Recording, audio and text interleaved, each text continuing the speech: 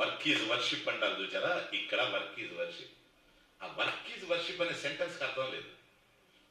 Please, work is worship అనేది non sense, new sense.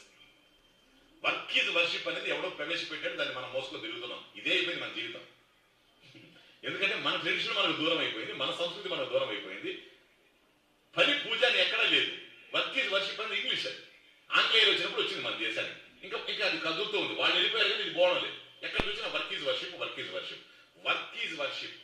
ఎట్లా అవుతానండి పని పూజ?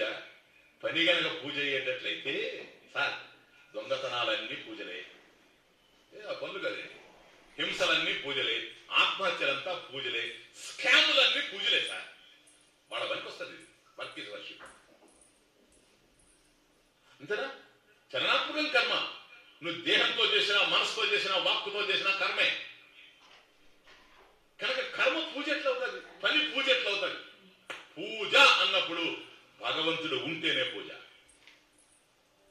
అంతే కదా?